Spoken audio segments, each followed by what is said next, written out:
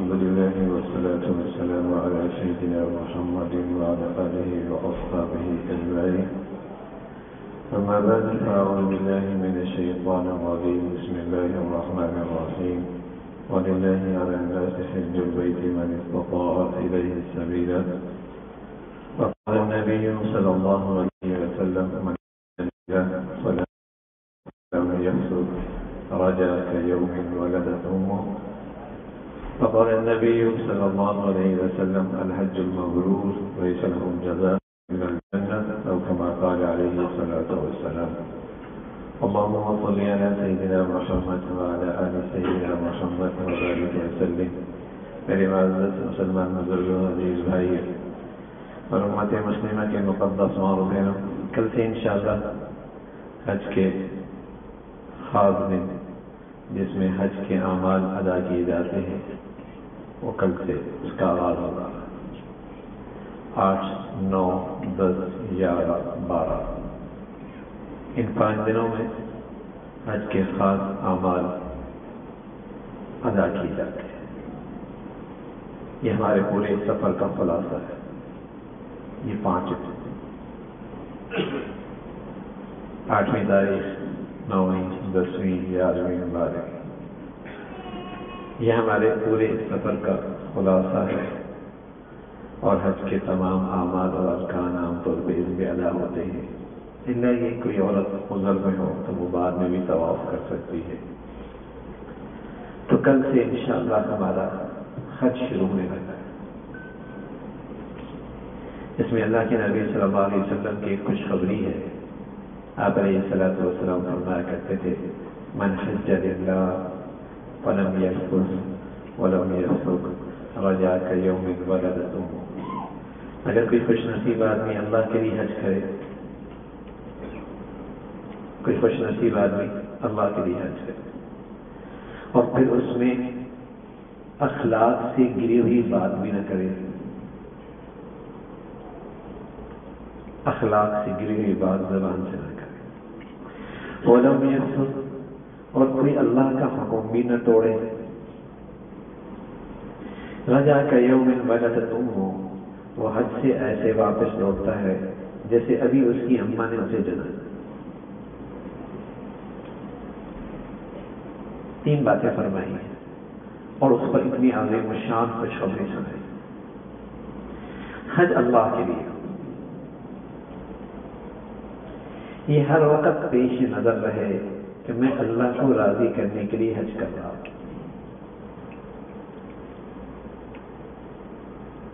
یہ پیش نظر، میں اللہ کو حج راضی کرنے کے لیے حج کر رہا ہوں. بس اوقات آدمی کوئی عبادت کرتا ہے بری نیت سے تو نہیں کرتا، لیکن اس بے خیالی میں کر لیتا ہے. پوری نماز پڑھے کوئی خیال نہیں آیا کس لیے پڑھ رہا ہے. وضو کیا بے خیالی میں کر لیا، وضو ہو جائے گا لیکن وضو عبادت نہیں ہوگی. اس سے نماز ہو جائے گی لیکن وہ بغیر نور کا وضو ہے، اس کا نور نہیں ملا، اسے عبادت بے خیالی میں کیا. نماز پوری پڑھی بے خیالی میں پڑھی، فرض ذمے سے اتر گیا لیکن اس نماز کی تاثیر، اس کے انوار و برکات وہ نہیں ملتی. ایسی حج ہے بے خیالی میں ہو گیا، بے دھیانی میں ہو گیا اور پورا ہو گیا. فرض ذمے سے اتر جائے گا. نفلی حج ہے تو گنتی بڑھ جائے گی لیکن اس کا ثمرات، اس کے انوار و برکات سے معلوم ہے. اس لیے فرمایا حج اللہ کے لیے ہو، اللہ کو راضی کرنے کے لیے میں حج کر رہا ہوں. یہ پیش نظر رہے پورے سفر میں، اللہ کو راضی کرنے کے لیے سفر کرے. اس لیے کہ جب آدمی اللہ کو راضی کرنے کے لیے کرے گا تو اللہ کے نبی نے بتایا کہ جب اسے حج میں مشقت ہوگی نا اور تکلیف ہوگی تو وہ ایسا ہوگا جیسے اسے جہاد میں کوئی تکلیف اور مشقت پہنچی. اور حج میں اگر تکلیف آ گئی اور مشقت آ گئی، یہ ایسا ہے جیسے اس نے اللہ کے راستے میں خوب مال خرچ کر دی. گویا کہ جیسے مال سے اللہ کو راضی کیا جاتا ہے، اس نے اپنے جسم کی بھی زکات نکال دی، صدقہ دے دیا اپنے جسم کا بھی، تکلیف اٹھا کر. حضور علیہ الصلوۃ والسلام کا فرمایا کرتے تھے کہ حج میری امت کی عورتوں کا جہاد ہی ہے.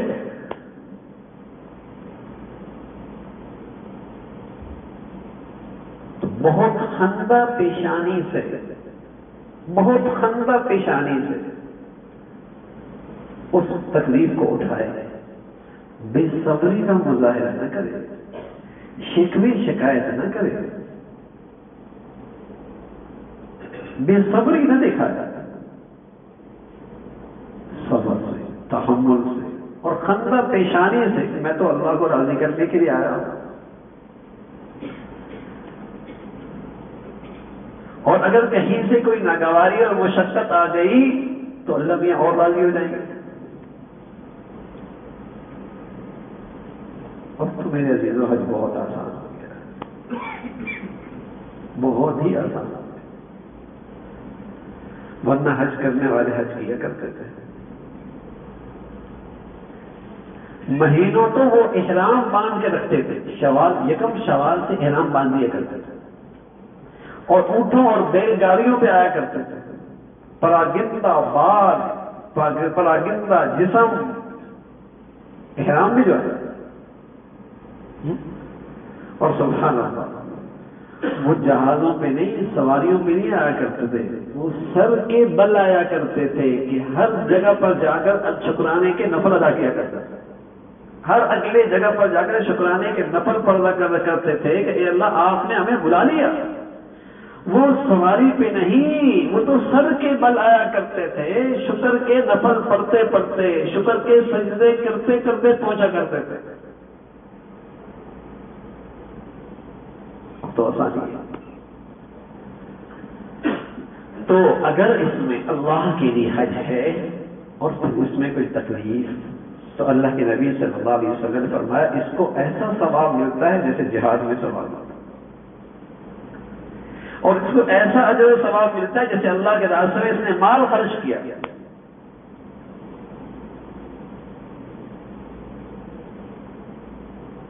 تو آپ علیہ الصلوۃ والسلام نے خوشخبری دی،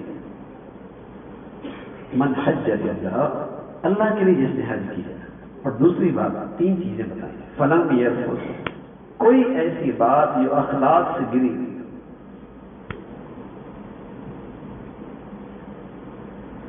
حضور علیہ الصلوۃ والسلام کے بھتیجے حضرت فضل رضی اللہ عنہ عرفات کے سفر میں تھے. آپ نے فرمایا بھتیجے کا ہوا، بھتیجے اگر آج کی اس گھڑی میں تو نے اپنی آنکھ کی حفاظت کر دی اور اپنی زبان کی حفاظت کر دی اور اپنے کان کی حفاظت کر دی تو اللہ تیری بخشش فرما دے.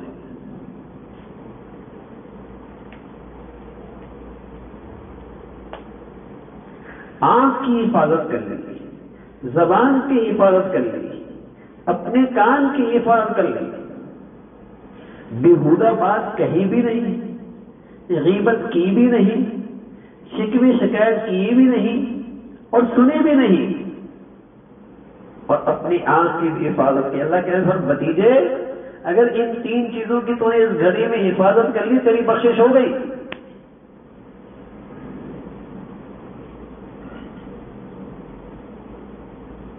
فرمایا فلم یرفث، اخلاق سے گری ہوئی بات زبان سے نہ نکالے. اچھے اخلاق یہ دی ہے کہ میری ذات سے کسی کو تکلیف نہ پہنچے. یہ اچھے اخلاق نہیں، یہ تو انصاف ہے. اگر تکلیف پہنچائے گا تو ظالم بنے گا،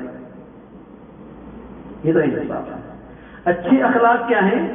تکلیف کو خندہ پیشانی سے برداشت کرنا ہے، یہ اچھے اخلاق ہے. یہ اچھے اخلاق نہیں ہے کہ کسی کو تکلیف نہ پہنچے. یہ تو انصاف ہے، یہ تو عدل ہے کہ کوئی مجھے تکلیف نہیں پہنچا رہا، میں بھی اسے تکلیف نہیں پہنچا رہا، یہ عدل ہے. اچھے اخلاق کیا ہیں؟ کسی کی تکلیف پر بھی میں خندہ پیشانی سے پیش آتا ہوں. میں صبر سے پیش آؤں، میں تحمل سے پیش آؤں، میں اس کے ساتھ پھر بھی اچھائی کروں، پھر بھی میں اس کے ساتھ رویہ اچھا اختیار کروں. یہ ہوتا ہے سفر ہے نا بھائی. بستر بھی آگے پیچھے ہو جاتا ہے، جوتی بھی آگے پیچھے ہو جاتا ہے، گاڑی بھی آگے پیچھے ہو جاتی ہے، سیٹ بھی آگے پیچھے ہو جاتی ہے. اچھے اخلاق کیا ہیں کہ کسی کی طرف سے مجھے تکلیف پہنچ بھی گئی، کسی بہن کی طرف سے، کسی خاتون کی طرف سے کسی بہنا کو پہنچ گئی، ہاں تو دوسری کی زبان سے اعتراض نہیں، شکوہ نہیں، طنز نہیں، برائی نہیں، زبان کی سختی نہیں. فرمایا اس کا حج بہت بڑھیا ہے جو حج کے دنوں میں میٹھی زبان رکھتا ہے. اس کا حج بہت فضیلت والا ہے جو حج میں میٹھی بول بولتا ہے، کڑواہٹ نہیں اس کی زبان پہ، سخت جملہ نہیں، کڑوی زبان نہیں، میٹھی زبان. فرمایا اس کا حج بڑھیا ہے جس کی زبان میٹھی، جو کھانا کھلائے، جو سلام کو عام کرے. فرمایا اس کا حج بڑھیا جو حج کے شعائر کو جاری رکھے ہوئے.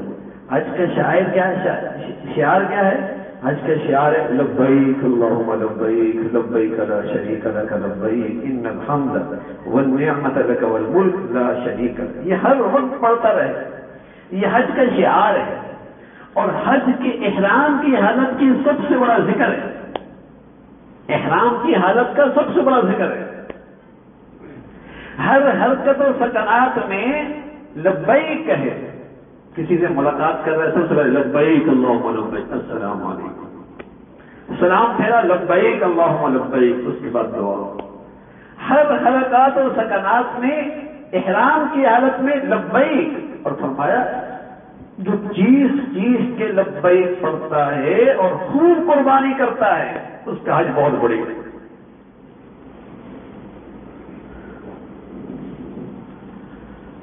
باواز اب تو لوگوں کی زبان سے آواز ہی نہیں نکلتی.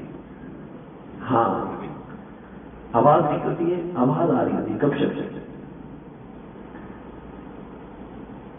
لبیک کی آواز، لبیک اللہم لبیک، یہ سب سے بڑا ذکر ہے اور احرام کی سب سے بڑی تسبیح ہے. اور سبحان اللہ ایسے پیارے کلمات ہیں. مفہوم سوچیے نا، لبیک اللہم لبیک، اللہ میں حاضر، میں آ گیا، میں گناہوں کی ساری ڈھیر سارے تیری خدمت میں لے کے آیا اور تیری رحمت کی امید لے کے آیا. لبیک اللہم لبیک لا شریک لک لبیک، تیرا کوئی شریک نہیں ہے. ان الحمد والنعمت لک والملک، سبحان اللہ، ساری نعمتیں، ساری تعریفیں، ساری بادشاہت تیری ہے اور اس میں تیرا کوئی شریک نہیں. اگر یہ بات میری زبان کے میرے دل میں اتر جائے، اللہ نصیب فرما دے. میری زبان کا یہ کلام اور میری زبان کا یہ ذکر میرے دل پہ اتر جائے تو آدمی مخلوق سے بے نیاز ہو جائے. آدمی مخلوق سے بے نیاز ہو جائے. ساری دنیا بھی اکٹھی ہو جائے مجھے نفع نہیں پہنچا سکتی اگر مولا نہ چاہے، اور ساری دنیا بھی اکٹھی ہو جائے نقصان کرنے پہ، اللہ نہ چاہے نقصان کوئی نہیں پہنچا سکتا. بادشاہت اس کی ہے، پتھر بھی اس کی اجازت کے بغیر نہیں گرتا، زمین کا سمندر اور دریا کا قطرہ بھی اپنی جگہ سے اس کی اجازت کے بغیر نہیں حرکت کرتا، ریت اور مٹی کا ایک قطرہ، ایک ذرہ بھی اپنی جگہ سے نہیں ہلتا، حکم اس کا چلتا. الا لہ الحکم، فیصلہ اس کا ہے، فیصلہ اس کا ہے. اور جب وہ فیصلہ کر لے ساری دنیا اکٹھی ہو جائے اس فیصلے کوئی نہیں ٹال سکتا.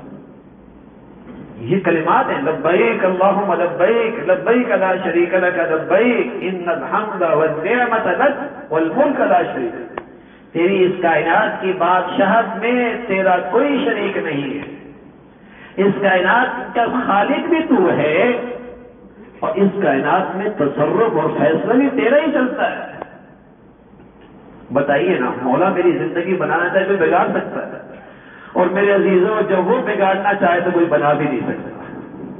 یہ میرے اندر بیٹھ جائے تو میں جن چیزوں کی طرف دوڑ رہا ہوتا ہوں سب سے پہلے مولا کی طرف دوڑ لگاؤں گا. کہ اس کائنات میں وہ جو چاہتا ہے وہ ہوتا ہے، جو دنیا چاہتی ہے وہ نہیں ہوتا، اس کے چاہنے سے ہوگا۔ فلا لہ الحکم، فیصلہ اس کا۔ یہ ان کلمات میں توحید ہے، توحید اللہ کی وحدانیت ہے، اس کا اقرار اعتراف ہے، اس کا کوئی شریک نہیں ہے۔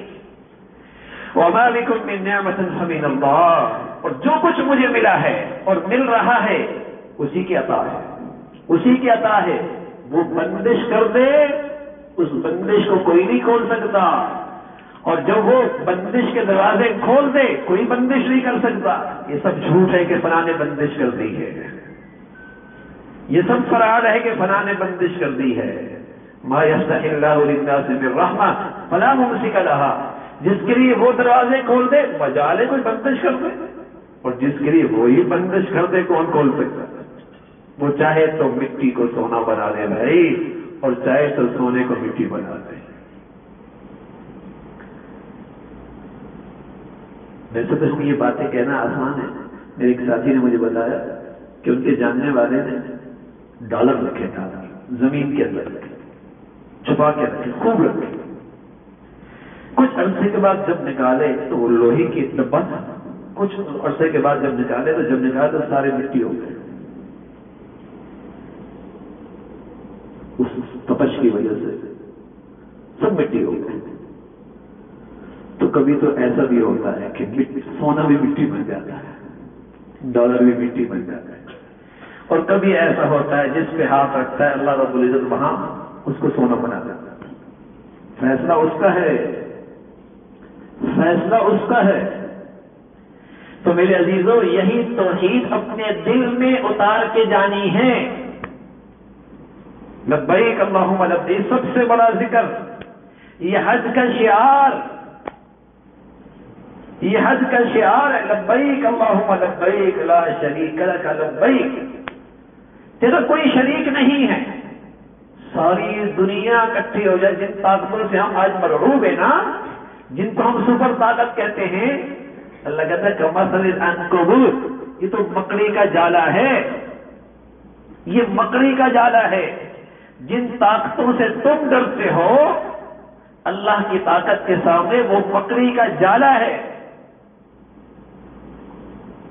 اس کی طاقت تو آپ لے لو، یہ مکڑی کے جالے تمہارا کیا بگاڑیں گے جن سے آج دنیا خوفزدہ ہے۔ بادشاہت اس کی ہے، اس کائنات میں حکم اسی کا ہے، یہ توحید ہے۔ تو یہ حج کا سب سے بڑا ذکر، حج کا شعار ہے، اس کو کثرت سے پڑھو، اس کو کثرت سے پڑھو۔ تو رسول اللہ صلی اللہ علیہ وسلم فرمایا کرتے تھے اس کا حج بڑھیا جس کی زبان میٹھی، جو خوب کھانا کھلائے، جو سلام کو رواج دے، اس کا حج بڑھیا جو اس شعار کو لبیک کو کثرت سے پڑھے اور ساتھ ساتھ خوب قربانی کرے۔ میں نے اثر کے بعد یہ عرض کیا، اللہ کے نبی نے ایک حج کیا اور 100 اونٹ قربانی کی، 100 اونٹ، سبحان اللہ، خود کی اپنے ہاتھوں سے۔ جب تھک گئے حضرت علی سے کہا تم کرو، 100 اونٹ کی۔ تو حج کی قربانی تو ایک ہی ہے جو شکرانے کی ہے، لیکن آپ نسلی حج کر سکتے ہیں، نسلی قربانی کر سکتے ہیں۔ عید الاضحیٰ کی وجہ سے آپ نسلی قربانیاں کر سکتے ہیں، اپنی کر سکتے ہیں، اپنے نبی کی طرف سے کر سکتے ہیں، صحابہ کی طرف سے کرتے ہیں، اور پوری امت کی طرف سے بھی قربانی کر سکتے ہیں، اپنے چھوٹے بچوں کی طرف سے کر سکتے ہیں قربانی۔ تو بڑا بڑھیا حج ہے اس کی حج کو بڑی فضیلت حاصل ہے۔ تو فرمایا من حج اللہ فلم یرفث، زبان سے اخلاق سے گریز بات، ولم یفسق، اور کوئی گناہ کا کام نہ کرے۔ الحمدللہ احرام کی حالت میں آدمی کیا گناہ کرے گا؟ چوری نہیں کرے گا، اور گندگی نہیں کرے گا، حرام نہیں کمائے گا، حرام لین دین نہیں کرے گا، کیا گناہ کرے گا؟ وہاں جو شیطان حملہ کرتا ہے یا تو آنکھ کا غلط استعمال ہوتا ہے یا زبان کا غلط استعمال ہوتا ہے، یہ ہوتا ہے کیا غیبت شروع کر دے، تبصرے شروع کر دے یا شکوے شکایت شروع کر دے۔ تو من صمت نجا، من صمت نجا، جو خاموش رہا وہ نجات پا گیا۔ کوشش کرو نا کہ ان 3 4 5 دنوں میں کسی غیر کو تذکرے میں لائیں ہی نہیں، کسی غیر کو اپنے تذکرے میں لائیں ہی نہیں۔ ان 5 دنوں میں تو اپنا ہی تذکرہ کریں اللہ کے سامنے، اپنا ہی تذکرہ کریں جتنا اللہ کے سامنے کر سکتے۔ تو فرمایا اللہ کے نبی صلی اللہ علیہ وسلم نے خوشخبری دی حجاج کو کہ رجع کا یوم ولدت امہ، ایسا لوٹا جیسے اس کی ماں نے اسے آج جنا۔ سبحان اللہ، یعنی ہم میں سے ہر ایک کو یہ سعادت مل سکتی ہے بھائی کہ 5 دنوں کے بعد ہم ایسے صاف ستھرے ہو سکتے ہیں جیسے بچہ اپنی ماں کے پیٹ سے آتا ہے تو اس پر گناہ کا کوئی داغ نہیں ہوتا۔ اگر ہم چاہیں تو ہم ایسا حج کر سکتے ہیں، اگر ہم چاہیں تو ایسا حج کر سکتے ہیں، لیکن شرط یہ ہے نا کہ شرط یہ ہے کہ ہم اس نیت سے حج تو کریں نا بھائی کہ ہم نے اپنے اللہ کو راضی کرنا ہے اور تمام گناہ اپنی زندگی سے نکالنے ہیں، خالق کے یا مخلوق کے۔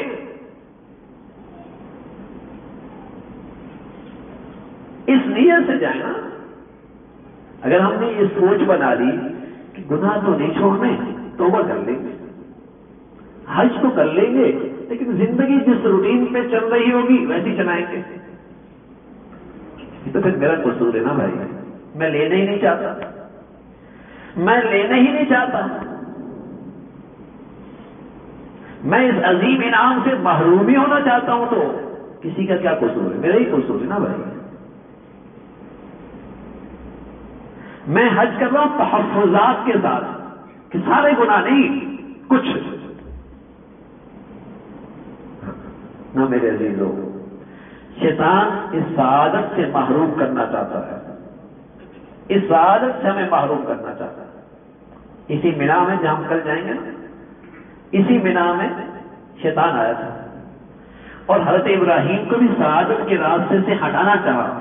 جب وہ اللہ کا حکم پورا کرنے لگے، اللہ کو حکم پورا کرنے لگے، تو اس شیطان نے راستے میں آ کے وسوسے ڈالے، جیسے ہمارے دلوں میں وسوسے ڈالتا ہے کہ ساری گناہ چھوڑ دے، اس دنیا میں کیسے جیو گے میاں، زندگی کیسے گزرے گی، مزہ کیا آئے گا، انجوائے کیسے کرو گے،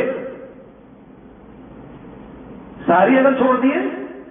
تو اسی مینا میں شیطان نے آ کے وسوسے ڈالے، باپ کے دل میں بھی، بیٹے کے دل میں بھی، اور بڑے خوشنما کہانیاں سنائیں، زندگی ہے، انجوائے کرو، زندگی گزارو، یہ بیٹا تمہارا سہارا بنے گا۔ اور بیٹے سے کہا تم بھی زندگی سے لطف اندوز ہونا۔ شیطان ہمیشہ سعادت کے راستے سے محروم کرتا ہے، وسوسے ڈالتا ہے، وسوسے ڈالتا ہے۔ میرے عزیزو، جھٹک دو،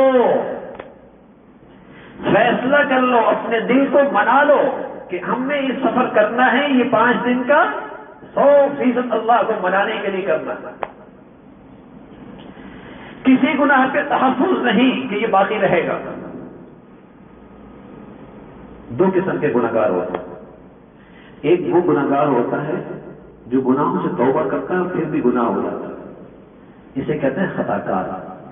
اور رسول اللہ صلی اللہ علیہ وسلم نے فرمایا وَخَيْرُ الْخَطَّاءِ التَّوَّابُونَ، کل بنی آدم خطاء، بنی آدم سے غلطی ہو جاتی ہے، اور بہترین خطا کار ہے جسے اپنے گناہوں کی ندامت ہو، یہ کوئی خطرے کی بات نہیں۔ دوسرا گناہگار وہ ہوتا ہے جو سرکش ہوتا ہے، سرکش ہوتا ہے، اے اللہ معاف تو کر دے لیکن میں گناہ نہیں چھوڑوں گا، یہ سرکش ہے، یہ سرکش ہے، اللہ معاف کر دے لیکن گناہ نہیں چھوڑوں گا۔ ایک پھٹا نوٹ بینک والے کو دے دے، پھٹ گیا تو دوسرا دے دے گا، لیکن ایک آدمی اس کے سامنے نوٹ لے اور پھاڑ دے، کہا اس کو دے دو، کیا ہوگا؟ یہ سرکش ہے۔ ایک کہے عدالت میں مجھے معاف کر دو، غلطی ہو گئی، ممکن ہے معافی ہو جائے۔ دوسرا کہتا ہے معاف کر دو لیکن میں اپنا جرم نہیں چھوڑوں گا، توہین عدالت، یہ توہین عدالت۔ تو یہ جو معافی مانگ رہا ہے لیکن ذہن یہ بھی بنا رکھا ہے گناہ نہیں چھوڑوں گا، یہ سرکشی ہے۔ اور ایک یہ ہے کہ اللہ کو منانے کا فیصلہ کر لیا، اللہ کو منانے کا فیصلہ کر لیا پھر بھی خطا ہو جائے گی، کوئی بات نہیں میرے عزیزوں، خطا ہوگی تو پھر توبہ کر لیں گے نا۔ 10 مرتبہ خطا ہوگی، 10 مرتبہ معافی مانگ لیتا، لیکن یہ ظلم ہے، یہ سرکشی ہے کہ میں گناہ چھوڑوں گا ہی نہیں،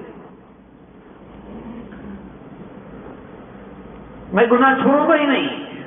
معاملات کے گناہ ہیں، معاشرت کے گناہ ہیں، عبادت کے گناہ ہیں، مخلوق کے حق میں ہیں، خالق کے حق میں ہیں، یہ سرکشی ہے کہ میں گناہ نہیں چھوڑوں نہ میرے عزیزوں۔ اللہ نہ کرے ہم میں سے کسی کا سفر اس غلطی کے ساتھ، اللہ نہ کرے ہم میں سے کسی کا یہ سفر 5 دن کا اس غلطی کے ساتھ ہو۔ ہم تو دل کی سچائی کے ساتھ جائیں گے، اللہ ساری خطاؤں سے معافی، تمام گناہوں سے ہم بیزاری کا اعلان کریں، اس طرح سفر کریں۔ تو یہ حج دل کی سچائی کے ساتھ کرے، اور ان 3 چیزوں کا اللہ کے نبی نے بتایا کہ کرے گا جو پھر انعام ملے گا۔ اور دوسری روایت میں آپ نے فرمایا الحج المبرور، نیکیوں والا حج۔ سبحان اللہ، ایک حدیث میں تو بتا نا یہ نہیں کرنا، یہ نہیں کرنا، یہ نہیں، اور فرمایا الحج المبرور، نیکیوں والا حج، نیکیوں والا حج، کہ کثرت سے ہمارے حج میں نیکیاں ہوں، مینا میں بھی تلاوت ہو رہی ہو، لبیک پڑ جا رہا ہو، ذکر ہو رہا ہو، تسبیحات ہو رہی ہوں، زبان سے نہ بھی کرے، آپ کا دل بھی بیٹھے بیٹھے خاموشی سے لیٹے ہوئی ہے، اور دل میں آپ سوچ رہے ہیں اللہ تعالیٰ شکر ہے، تو کہاں بلا رہی ہے مجھے، آپ کا دل شکر کر رہا، یہ ذکر ہے، آپ کا دل اندر ہی اندر شکر کر رہا، یہ ذکر ہے، آپ ہی اندر اللہ کا شکر ادا کر رہے ہیں، یہ بڑا ذکر ہے، آپ اندر ہی اندر اللہ کے اس احسان کا شکر گزار ہو رہے ہیں، یہ بڑا ذکر ہے، سوچ رہے ہیں، لیٹی ہوئی ہیں، اللہ سے باتیں کر رہے ہیں، اللہ یہ بھی دے دے، اللہ یہ بھی دے دے، اللہ یہ بھی دے دے، یہ بھی ذکر ہے۔ تو آپ نے منہ میں اللہ کو یاد پیدا کرنا، اس طریقے سے کثرت سے ذکر کرو۔ تو کل ہمارا پہلا دن ہے انشاءاللہ، اور کل کی ترتیب یہ ہوگی کہ جیسے آپ ماشاءاللہ بہت سارے ساتھی تو ایسے ہیں جو حج تمتع کرتے ہیں، یعنی انہوں نے عمرہ کر لیا اور پھر اس کے بعد بال کٹوا لیے اور پھر کپڑے پہن لیے، تو اب کل دوبارہ وہ حج کا احرام باندھیں گے، اور حج کے احرام سے پہلے وہی کریں گے کہ اب نہا لیں گے، غسل کر لیں گے، جسم کے کپڑے ہیں، جسم کے زائد بال ہیں تو صاف بھی کر سکتے ہیں، ناخن بڑے ہیں تو وہ بھی صاف کر سکتے ہیں، ٹھیک ہے نا، اور جسم کے زائد بال کٹوا سکتے ہیں، ناراض نہ ہونا۔ ایک بات عرض کروں، داڑھی کے بال زائد نہیں، ان کو نہ کٹوانا، ناراض نہ ہو، داڑھی کے بال نہ کٹوانا۔ دیکھو داڑھی کی بال، آپ کو میری بات اچھی لگے نہ لگے، لیکن میرے عزیزو میں یہاں بیٹھا ہوں، آپ کو وہ بات بتاؤں گا جس میں آپ کا حج اچھا ہو جائے۔ دیانت کا تقاضا یہ ہے کہ جو مجھے اپنے نبی کی بات پتہ ہے وہ آپ کو ضرور بتاؤں۔ میرے نبی کے چہرے پہ داڑھی تھی، اگر اس داڑھی پہ حسن نہ ہوتا تو میری نبی کے چہرے پہ کبھی داڑھی نہ ہوتی، اگر یہ مرد کے لیے خوبصورتی نہ ہوتی تو کبھی میرے نبی کے چہرے پہ داڑھی نہ ہوتی، کبھی میرے نبی کے چہرے پہ داڑھی نہیں ہوتی، اگر اس میں حسن نہ ہوتا تو یہ خوبصورتی ہے تبھی اللہ نے اپنے حبیب کے چہرے پہ لائی ہے، اگر اس میں خوبصورتی نہ ہوتی تو کبھی نہ ہوتی۔ ہاں تو اس کو نہیں کاٹا، اور اللہ کرے ہم اس گناہ سے بھی توبہ کریں، اس گناہ سے بھی توبہ کریں۔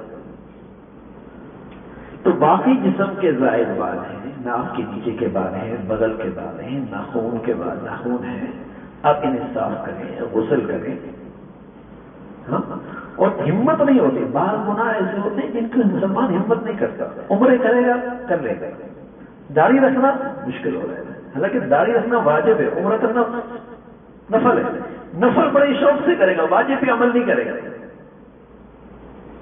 نفل شوق سے کرے گا، واجب پہ عمل نہیں کرے گا، اس لیے کہ نفل ہی کرے گا تو لوگ تعریف کریں گے، واجب پہ عمل کرے گا لوگ باتیں کریں گے۔ طبیعت کا دین آج مسلمان چلتا ہے، طبیعت کا دین، وہ دین اسے اچھا لگتا ہے جو اس کی طبیعت کے مطابق، جو معاشرہ اور سوسائٹی جسے قبول کرتی ہے، اور جو ذرا بھی طبیعت کے خلاف دین ہے وہ اسے قبول نہیں ہے، وہ اسے قبول کرنے اس کے لیے کوشش کرتے ہیں۔ میرے عزیزوں، صلح کیجیے اللہ سے، دل سے صلح کیجیے، اور میرے نبی فرمایا کرتے تھے من کان للہ کان اللہ لہ، جو اللہ کا بن جاتا ہے اللہ بھی اس کا ہو جاتا ہے، سبحان اللہ، جو اللہ کا بن جاتا ہے اللہ بھی اس کا ہو جاتا ہے۔ پھر کیسے ہے یہ جس کا اللہ ہو جائے؟ جس کا اللہ بن جائے پھر کیسا ہوگا؟ اور آپ علیہ الصلوۃ والسلام فرمایا کرتے تھے من ترک شیئا للہ اوبلہ اللہ خیرا منہ، جو اللہ کے لیے کچھ قربانی دے گا اللہ اس کو اس سے بہتر چیز عطا فرمائے، اللہ تعالیٰ اس سے بہتر چیز عطا فرمائے۔ تو غسل کیجیے، زید بال اتاریے، ناخن صاف کیجیے، اور پھر اس کے بعد احرام باندھیے۔ احرام دو چادروں کا نام تو نہیں، احرام تو نیت کا نام ہے۔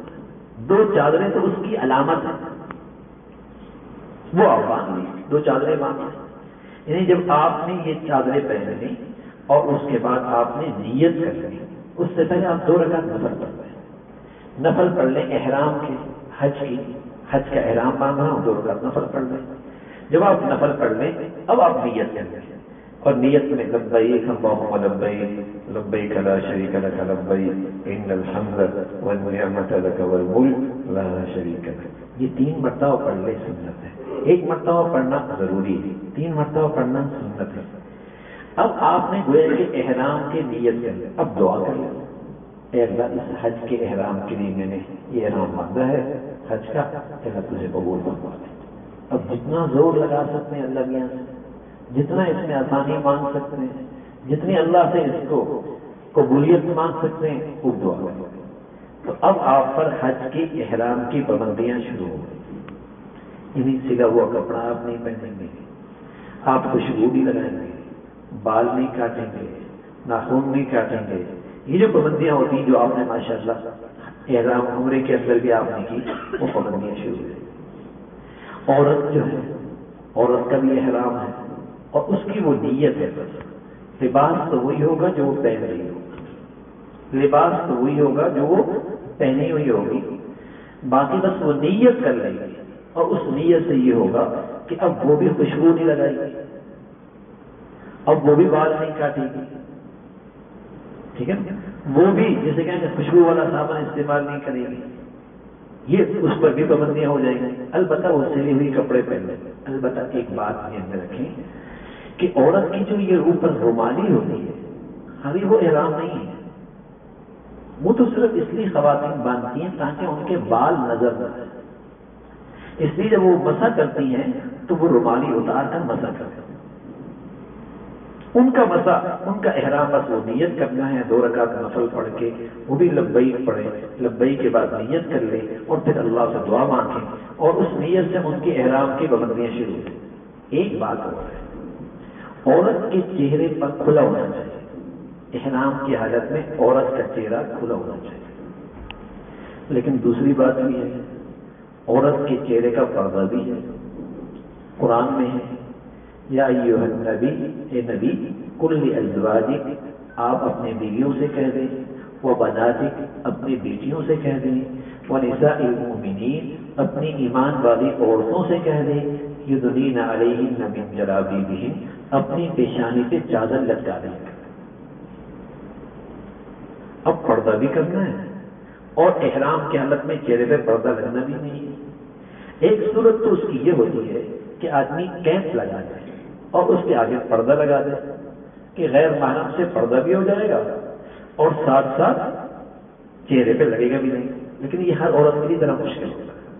ہم اس کا ایک آسان طریقہ بتاتے ہیں، آسان طریقہ یہ بتاتے ہیں کہ ایسا کر لیا کرے کہ اپنے چہرے پہ کیا لگا لیں، وہ جو کبھی لگایا کرتے تھے، ماسک لگا لیں، ماسک لگا لیں، مسافت سانپ گھٹ رہا ہے، لیکن اس زمانے میں تو ساری لگا رہے تھے ماشاء اللہ، اور کیسے لگا رہے تھے اور خوب لگا رہے تھے، ہاں سب لگا رہے تھے ماشاء اللہ، ہاں کیوں بھائی، دنیا کہہ رہی تھی نا بیمار ہو جاؤ گے، اور یہاں اللہ کہہ رہا ہے، اللہ کے نبی کہہ رہا ہے اگر یہ نہیں لگاؤ گے تم روحانی طور پہ بیمار ہو جاؤ۔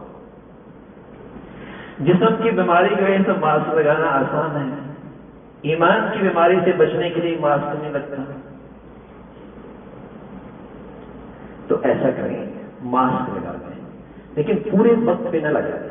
جب مرد ہٹ جائے تو ہٹا دیں، جب مرد سامنے ہو تو لگا دیں، انہیں 1 گھنٹے تک لگا رکھیں، 2 گھنٹے لگا کے رکھیں، پھر ہٹا دیں، تاکہ آپ کو زیادہ تکلیف بھی نہ ہو۔ جب مرد نہ ہو تو آپ ہٹا لیں، جب مرد ہو تو لگا لیں۔ اس طریقے سے وہ پردہ بھی آپ کے لیے ہو جائے گا، اور ساتھ ساتھ غیر محرموں کی نظروں سے آپ کا چہرہ بھی محفوظ رہے گا۔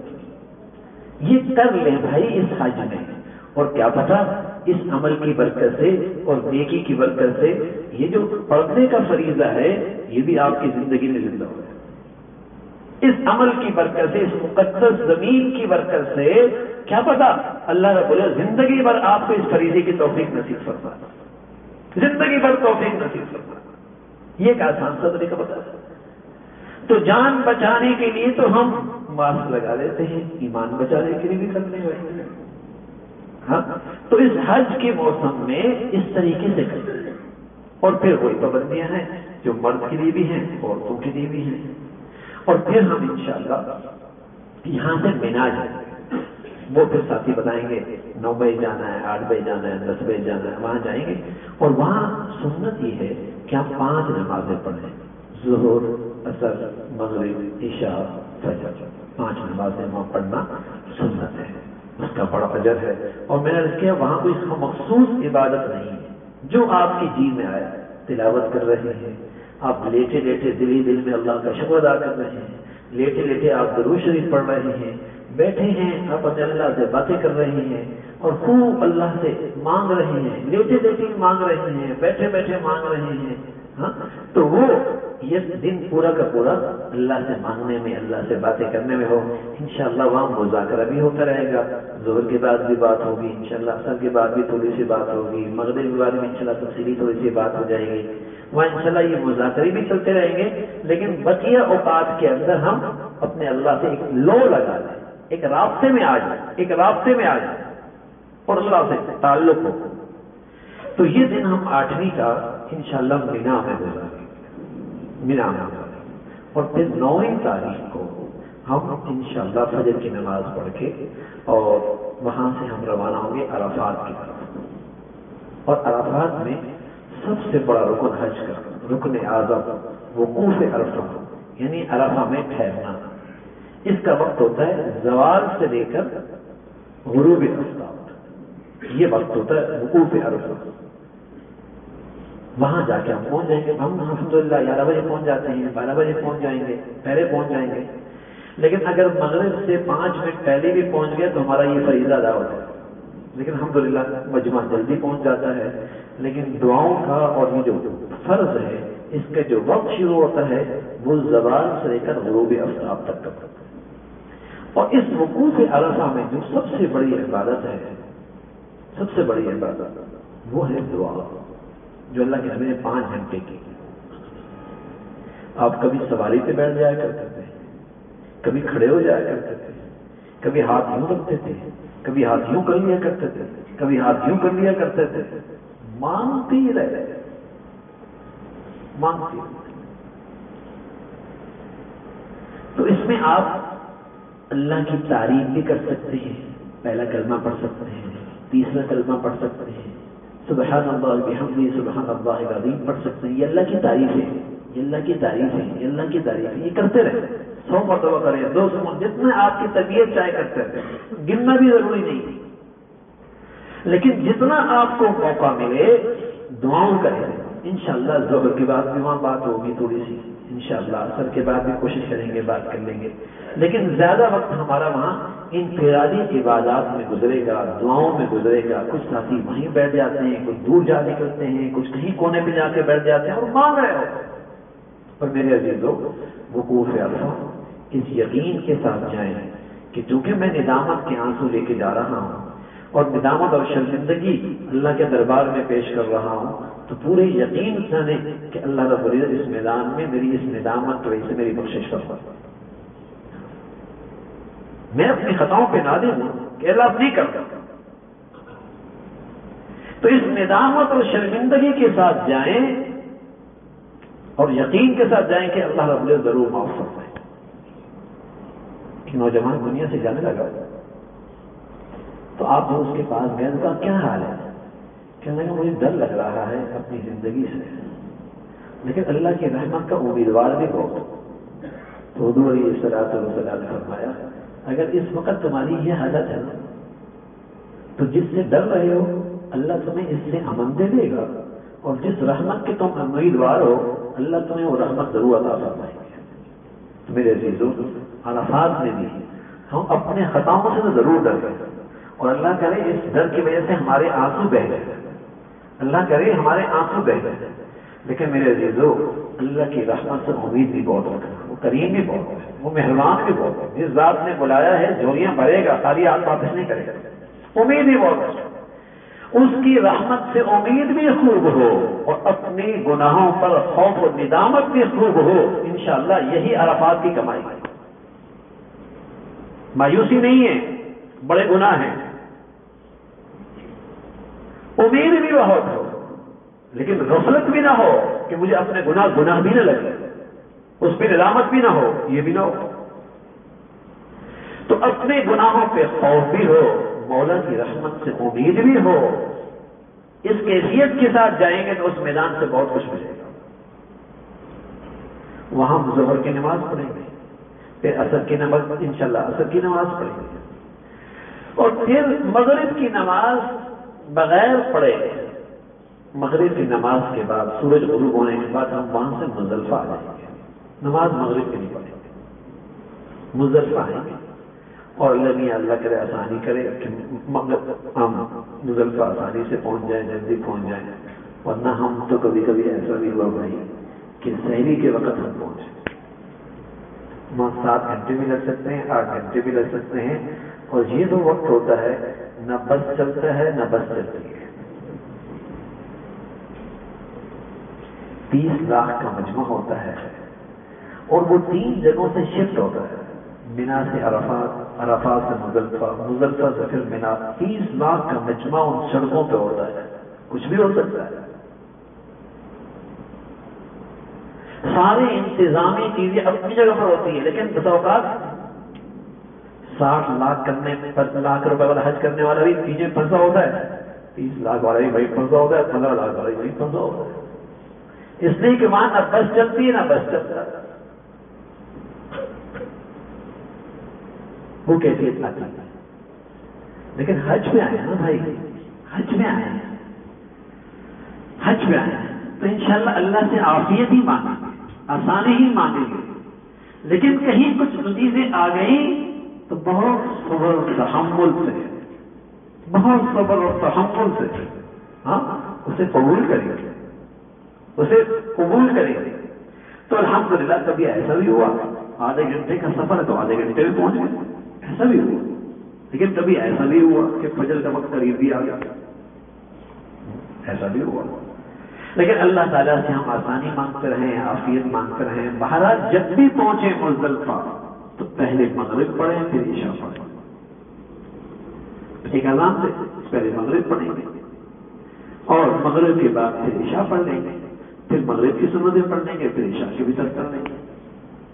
ادھر بھی عبادت کی رات ہے، لیکن اگر آپ رات بھر سوتے رہے تو انشاءاللہ تب بھی آپ کو پورا عبادت کا ثواب ہے. رات ایسے تھکے ہوئے آئے ہیں آپ ماشاءاللہ پورے مزدلفہ میں وقوف عرفات کیا آپ نے، کیا دعائیں مانگی، کھڑے رہے. اب آپ کو تھکاوٹ ہے، آرام کر سکتے، کوئی بات نہیں. آپ کے آرام پر بھی آپ کو رات کی عبادت کا ثواب ملے گا. لیکن اگر رات کے آخری حصے میں اٹھ جائیں، کچھ تہجد نصیب ہو جائیں، بہت مبارک ہے، بہت مبارک ہے. تو کچھ آرام بھی ہو جائے، کچھ عبادت بھی ہو جائے. اللہ کے نبی نے یہاں بھی آ کے دعائیں مانگی. اور پھر جب صبح صادق ہو جائے تھوڑا سا رکوع سے عرفہ کر لیں، یعنی کھڑے ہو کے دعائیں کریں. اللہ کے نبی نے یہاں بھی دعائیں کی صبح صادق کے بعد، تہجد کے بعد.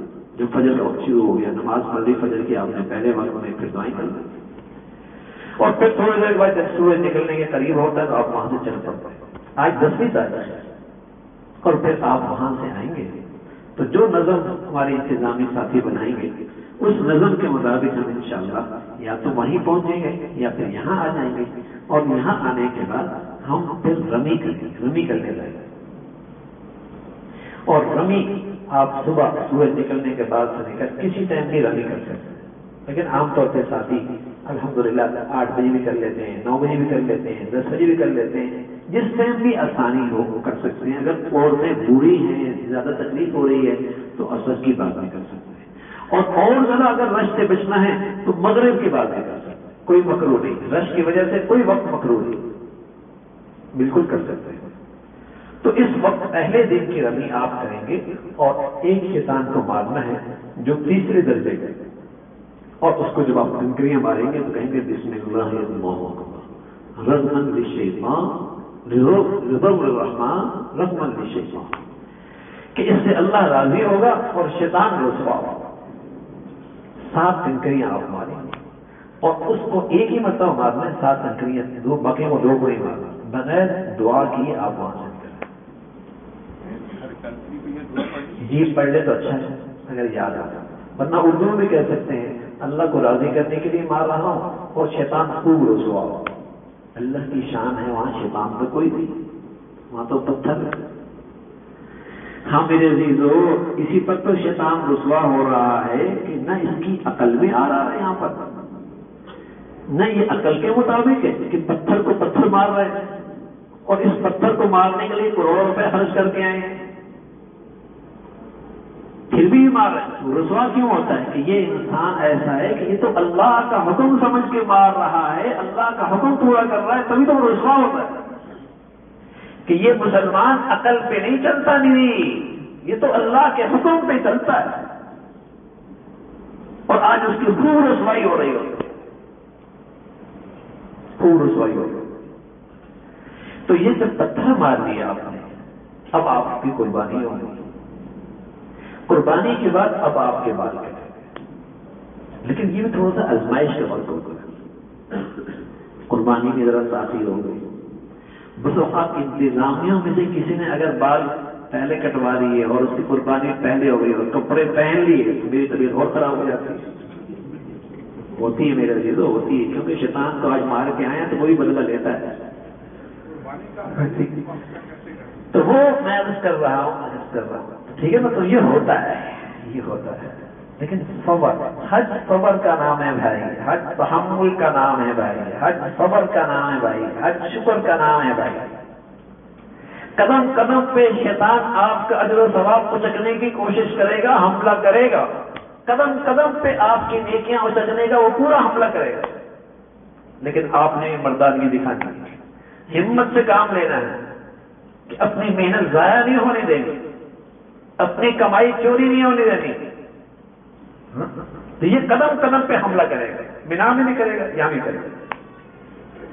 تو یہ حضرات جب آپ رمی کر کے آ جائیں گے تو اپنے گروپ لیڈر کو آپ بتا دیں گے کہ رمی ہوگی، وہ انشاءاللہ نماز کے بعد انتظامی چیزیں آپ کو بتا دیں، ٹھیک ہے نا؟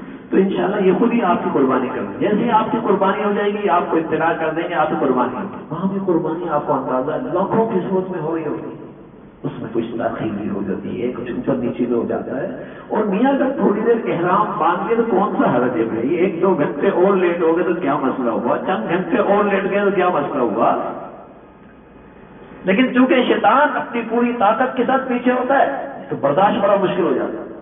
تو بہرحال قربانی کے بعد پھر آپ کے بال کٹیں، اور جب آپ بال کٹوائیں گے تو آپ احرام سے نکلتے، تو اب آپ کی چیزیں حلال آ جائیں گی، سوائے اس کے کہ وظیفہ زوجیت وہ آپ کے لیے حلال نہیں ہوگا جب تک کہ آپ کا طواف زیارت نہیں ہوگا، باقی تمام چیزیں، خوشبو لگانا، عطر لگانا، کپڑے پہن لینا، باقی سب چیزیں آپ کے لیے حلال ہو جائیں گی، غسل کر لیں گے، سب کچھ کر لیں گے، لیکن طواف زیارت سے پہلے وظیفہ زوجیت وہ اب تک حلال نہیں ہوگا۔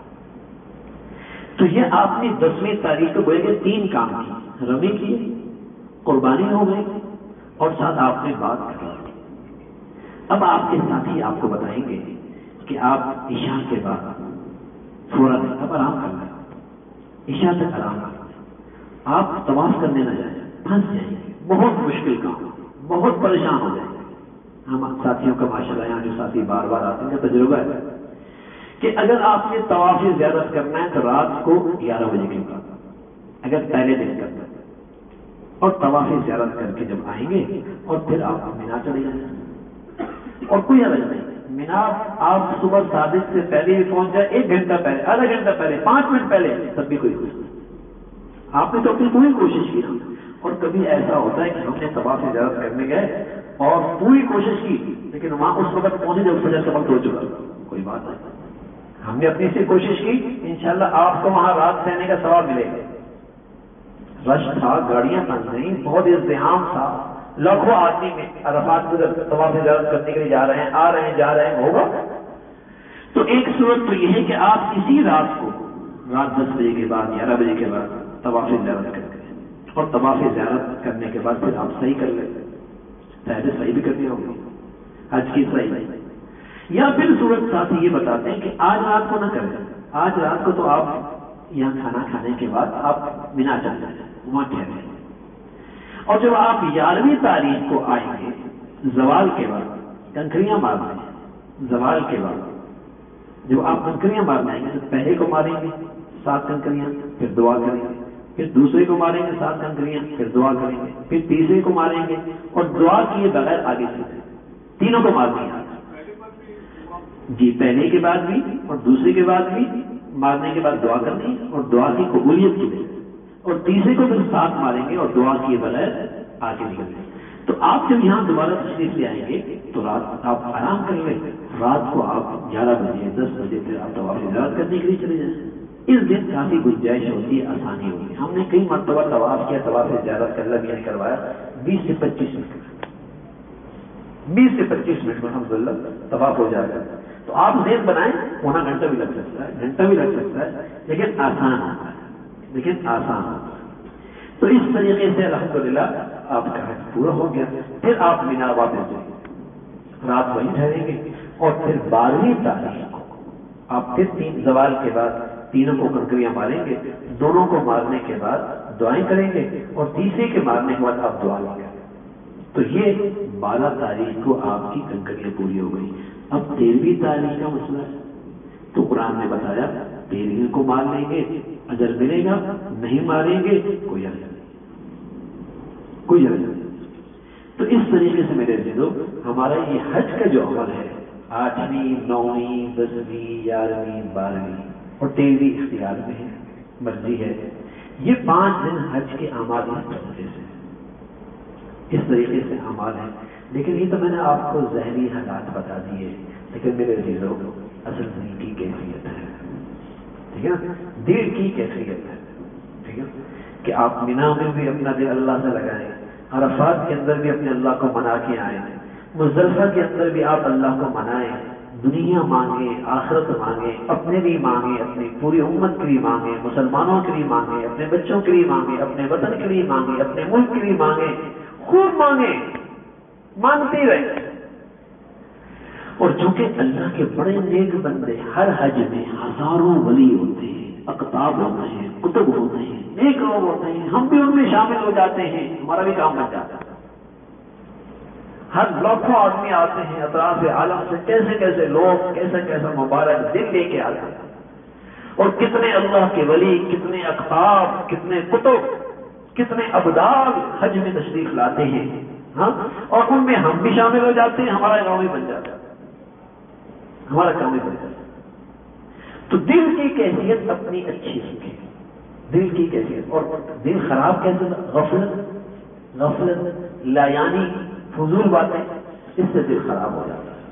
تو اس طریقے سے انشاءاللہ میرے عزیزوں ہمارے انشاءاللہ یہ حج کے 5 دن گزریں گے، اور اللہ کی ذات سے بہت امید ہے کہ یہ حج ہماری زندگیوں کو بدل دے گا، اور یہ حج انشاءاللہ ہمیں دنیا آخرت کی فلاح اور دنیا آخرت کی فلاح کے راستے پہ اور کامیابی کے راستے پہ انشاءاللہ ڈالے گا۔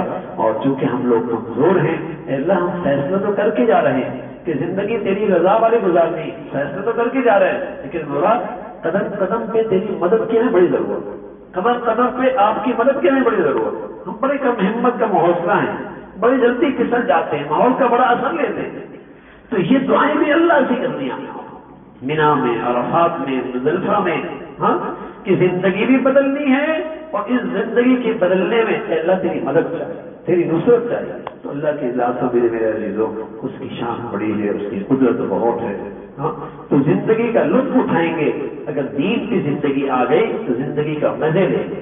اللہ رب العزت ہم سب کو ایسا حج نصیب فرما دے، ہمیں بھی اور تمام حجاج جو اس وقت ماشاء اللہ اطراف عالم سے آئے ہوئے ہیں، اللہ سب کا حج قبول فرمائے. کسی کے ذہن میں کوئی سوال ہو، کوئی بات ہو تو ضرور پوچھ لیں. دوسرے دن کی جو رمی کرنی ہے جی جی، کب تک کر سکتے ہیں؟ دوسرے دن کی جو رمی ہوگی اور تیسرے دن کی جو رمی ہوگی اور وہ چوتھے دن کی جو رمی ہوگی، اگر آپ کرنا چاہتے ہیں کو وہ زوال کے بعد شروع ہوگی. اور زوال کے بعد آپ عصر تک کر لیں، مغرب تک کر لیں. لیکن کوئی عذر ہے، بوڑھی عورتیں ہیں، ان کے لیے چلنا مشکل ہے، ویل چیئر پہ چلنا پڑتا ہے، تو مغرب کے بعد بھی کر سکتے ہیں، اس میں کوئی کراہت نہیں. جی بیٹا، جی بیٹا روزہ رکھنا جائز ضرور ہے، لیکن اللہ کے نبی صلی اللہ علیہ وسلم نے روزہ نہیں رکھا تھا. ٹھیک ہے، لیکن کوئی رکھتا ہے تو گناہ نہیں ہے، جائز ہے. اللہ کے نبی نے اس دن حدیث میں آتا ہے کہ آپ اونٹنے بھی تھے اور آپ کو دودھ پیش کیا گیا، آپ نے دودھ نوش فرمایا، تو اس سے وضاحت ہوئی کہ آپ نے اس دن روزہ نہیں رکھا. لیکن اطراف عالم کے مسلمان جو حج پہ تشریف نہیں لاتے، ان کے لیے اس روز دن کی روزے کی بڑی فضیلت، ان کی بڑی فضیلت ہے. ہمارے لیے اس دن کی فضیلت یہ ہے کہ عرفات میں حقوق اور عرفات میں عبادت اور عبادت میں دعائیں ہماری اس دن کی یہ فضیلت کی چیز ہے.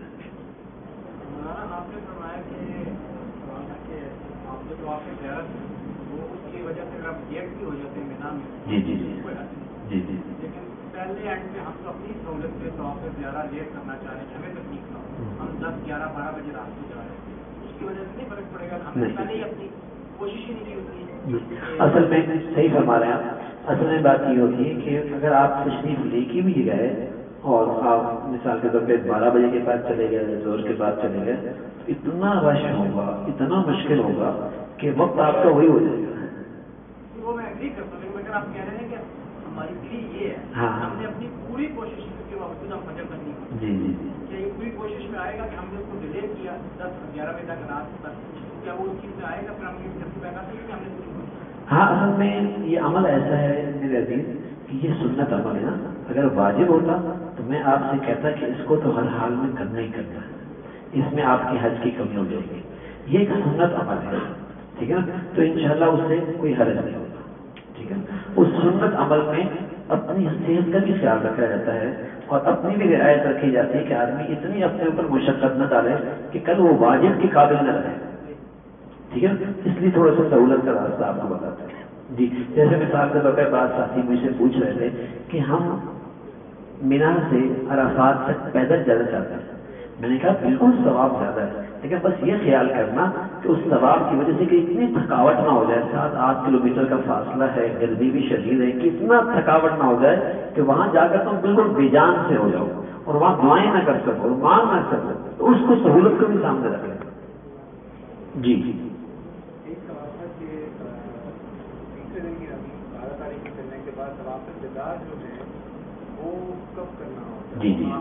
اچھی بات فرمائی، بہت اچھی بات فرمائی. طواف زیارت ہو گئی، رمی ہو گئی، اب ہم نے مدینہ جانا ہے. انشاءاللہ میں مدینہ کے احوال بھی عرض کروں گا ایک وقت کے بعد انشاءاللہ، حج کے بعد. اور طواف وداع کی بات کی، طواف وداع واجب ہوتا ہے، یہ بھی ضروری ہوتا ہے. تو اگر آپ نے طواف زیارت کے بعد کوئی ایک بھی طواف کر لیا اور آپ نے طواف وداع کی نیت سے نہیں کیا، لیکن اس ایک طواف کے بعد کوئی اور طواف آپ نہ کر سکے، تو وہ ایک طواف جو طواف زیارت کے بعد ہوا وہی طواف وداع کہلاتا ہے. ٹھیک ہے، اور اگر آپ نے طواف وداع کی نیت سے طواف کر لیا طواف زیارت کے بعد، لیکن بعد میں آپ کو موقع مل رہا کہ اور طواف کر لو، تو جو بھی آپ کا آخری طواف ہو جائے گا وہ طواف وداع کہلائے گا. ٹھیک ہے مولانا جی، طواف زیارت کے بعد صحیح کی ضرورت ہوگی. جی جی، خاص کیا طواف زیارت کے بعد صحیح ہوگی. حج کی جی، وہ اوپر اگر کوئی نہ کر سکے؟ ہاں یہ بات بھی فرمائی، طواف زیارت کے بعد سعی فوراً کرنا ضروری نہیں، وہ آپ 12 کے بعد بھی کر سکتے ہیں، 13 کے بعد بھی کر سکتے ہیں، وہاں جا کر ٹھہرنے کے بعد بھی کر سکتے ہیں۔ طواف زیارت تو آپ 12 تک کر لیں، بغیر عذر سے اس کو تاخیر نہ کریں، 10 کو کر لیں، 11 کو کر لیں، 12 کو کر لیں۔ لیکن عورت اگر معذور ہے اور اس کو ماہواری آ گئے تو وہ تو بعد میں بھی کر سکتے ہیں، ٹھیک ہے۔ لیکن جہاں تک سعی ہے، سعی 3 دنوں میں کرنا ضروری نہیں، وہ آپ 13 کو بھی کر سکتے ہیں، 14 کو بھی کر سکتے ہیں، 15 کو بھی کر سکتے ہیں، وہ سہولت ہے۔ یہ طواف زیارت کرنے کے بعد ہم ایک اور طواف کرتے طواف ویزا کے لیے جی سے پہلے کر سکتے ہیں، کر سکتے ہیں۔ انہوں نے ایک سوال کیا کہ طواف زیارت کے بعد آسانی مل گئی، تھوڑا سا ہلکا آسان لگا، اور مجھے خیال ہوا کہ شاید بعد میں طواف وداع کا موقع نہ ملے، اسی کے ساتھ میں نے طواف وداع بھی کر لیا اور بعد میں جا کر صحیح حج بھی کر لیا، ٹھیک ہے، یہ بھی چاہیے، بالکل صحیح۔ ایک بار یہ کہ طواف وداع اور طواف زیارت کے بعد صحیح ہوتی ہے، لیکن جیسے ہم عمرہ میں 2 نفل پڑھتے ہیں مقام ابراہیم پہ یا کہیں بھی کسی مقام پہ، تو وہ پڑھ لیں یا نہ پڑھ لیں؟ ضروری ہے پڑھنا، طواف زیارت کے بعد 2 رکعت نفل تو ہر طواف کے بعد ضروری ہے، 2 رکعت نفل تو ہر طواف کے بعد بطور شکرانے پہ واجب ہے۔ مینا کے اندر اسٹے کرنا جو ہے وہ صبح صادق سے لے کے زوال تک ضروری ہے، یا صبح صادق کے سونے کے بعد نکل سکتے ہیں کہ پہلے طواف زیارت کر لیں اور اس کے بعد پھر نہیں کرنا ہے؟ کس دن کی بات کر رہے ہیں؟ 11 تاریخ کو۔ 11 تاریخ کو زوال کے بعد سنت ہے، تو نہیں کریں گے۔ نہیں، اگر ہم مینا کے اندر اسٹے کرنا جی صبح صادق سے لے کے زوال تک ضروری نہیں، آپ جا سکتے ہیں وہاں پر، پہلے ہم طواف کر لیں اس کے بعد نہیں کر سکتے ہیں، لیکن رش بہت رش ہے، ٹھیک ہے۔ ہمارا جو تجربہ ہے کئی سالوں سے وہ یہی ہے کہ اس میں آسانی آپ کو ہوگی، اس میں آپ کا پورا دن بھی لگ جائے گا، ٹھیک ہے نا، اور پھر کہیں ایسا نہ ہو کہ رمی خطرے میں پڑ جائے، کہیں ایسا نہ ہو کہ رمی خطرے میں پڑ جائے، واجب ہے۔ صحیح والی کنڈیشن ہے کہ گناہ اور حج تمتع بھی سیم اور طواف زیارت آپ تمتع ہے نا، تمتع میں سے قران میں، تو ان کا جو قران میں ہے کہ انہوں نے تو حالت عمرے کے بعد ایک طواف کیا ہوا، اس کے بعد صحیح کی تھی، وہ حج کی صحیح انہوں نے پہلے کر لی، اب انہوں نے صرف طواف زیارت کر دیا، ٹھیک ہے، قران والوں نے صرف صحیح کر، صرف طواف زیارت کر دیا۔ لبیک کا ورد اس وقت تک کرنا ہے جب تک کہ آپ آخر پہلے شیطان کو کنکری نہیں ماریں، اس کو مارنے کے بعد آپ لبیک ختم ہو جائے۔ جی جی عرفات میں اگر امام کے پیچھے پڑھیں گے، جو امام حج ہے، تو وہاں پہ دونوں ملا کے پڑھ لیں، لیکن ظاہر ہے وہاں پہنچنا بڑا مشکل ہے، تو اگر مقامی ساتھ پڑھ رہے ہیں تو پھر اپنے اپنے ہونا پڑے۔ جی آج کی خطبے کی فضیلت کیا ہے؟ وہاں پہ نہیں پہنچ پایا وہ کوئی بات نہیں، کوئی بات نہیں۔